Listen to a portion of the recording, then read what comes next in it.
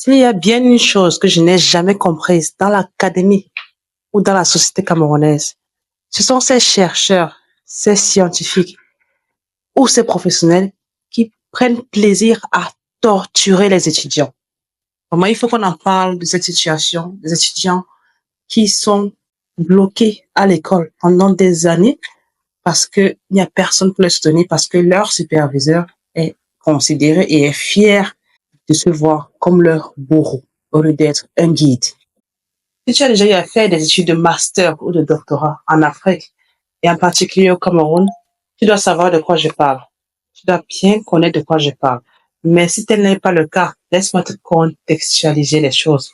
Laisse-moi t'éclaircir et t'expliquer pas à pas la situation actuelle de nombreux étudiants au Cameroun. Donc, au Cameroun, obtenir un diplôme de fin de cycle, notamment en master ou en doctorat, c'est généralement perçu comme le parcours du combattant pour tout bon étudiant. Pourquoi? Parce que la première appréhension, c'est est-ce que mon superviseur sera une source d'inspiration pour moi? Ou alors, est-ce que je vais tomber sur un superviseur qui est plutôt mon bourreau et qui est fier d'être mon bourreau, de me torturer? Et dans la majorité des cas, il tombe sur le bourreau. Pourquoi? Parce que, premièrement, les étudiants doivent choisir, doivent avoir un projet de fin d'études.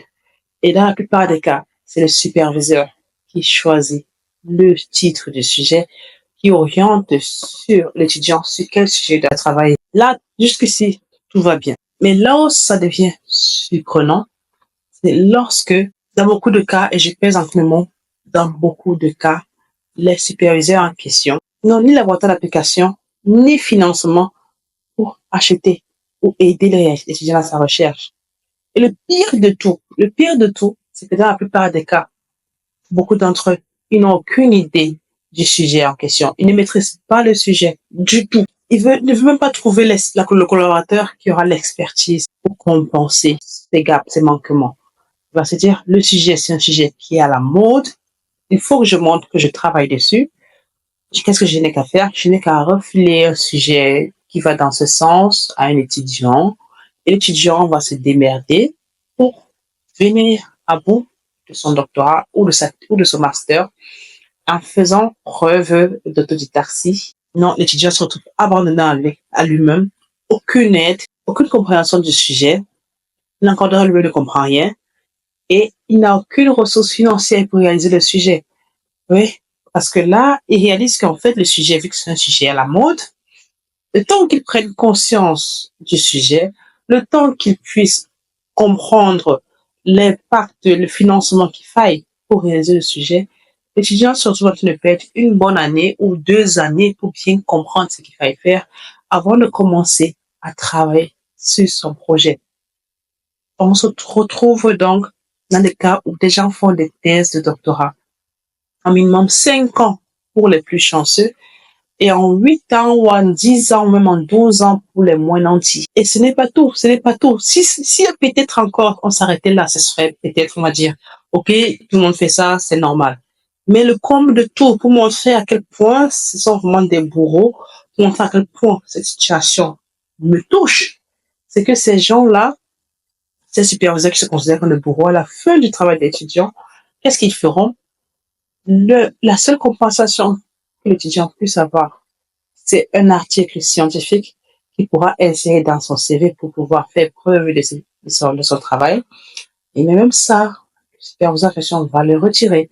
Même ça, le superviseur va récupérer. Il va voler l'article à l'étudiant qui a travaillé tout seul pour générer les données, qui a financé son travail. Il va le voler entre ses mains. Il va retirer son nom si l'étudiant avait écrit l'article ou même il va écrire tout seul. L'étudiant se retrouverait chanceux d'avoir son nom apparaître quelque part parmi les auteurs. Il va le voler tout simplement. Et il va faire comme s'il était que c'est lui qui avait tout fait. Et oui, ça c'est la situation que de nombreux étudiants subissent actuellement au Cameroun. Et c'est une situation qui sévit depuis de nombreuses années. J'en parle aujourd'hui librement parce que j'ai eu la chance de ne pas être liée, de ne pas subir ce genre de frustration, de ne pas subir ce genre de blocage de la part de mes bureaux parce que j'ai fait mes études de doctorat ailleurs. Je pense que si je n'avais pas fait mes études ailleurs, j'aurais eu la bouche plus liée, Je n'aurais pas eu le courage d'en parler. Et il faut que ça sorte. Parce que je pense qu'il y a des gens qui doivent prendre conscience de la situation dans laquelle ils se trouvent quand on est un superviseur. On a la responsabilité de changer une vie en bien ou en mal. On a la responsabilité d'être une source d'inspiration ou alors de se prévaloir d'être un bourreau et de torturer les gens, tout comme on ferait dans l'esclavage. Parce que là, c'est un esclavage. C'est une sorte d'esclavage psychologique parce que l'étudiant n'a pas d'autre repère que son superviseur lorsqu'il doit faire son doctorat. Et les pieds et les mains liés. On a vu des gens qui pouvaient perdre la vie même pour ça parce qu'ils vont se dire, mais j'abandonne tout. J'abandonne tout. Il y en a assez. Il y en a assez de ces gens-là qui ont un cœur noir ou qui ont du charbon qui circule dans les veines et qui font tant de mal à nos jeunes, à notre jeunesse, qui doit changer les choses. Vous ne nous aidez pas. Vous ne nous aidez pas en torturant nos étudiants, en torturant notre jeunesse. Donc, je m'adresse à toi aujourd'hui, toi qui suis ce message et qui as sous tes ailes des étudiants ou des collaborateurs plus jeunes que toi ou des collaborateurs subalternes. Sois différent.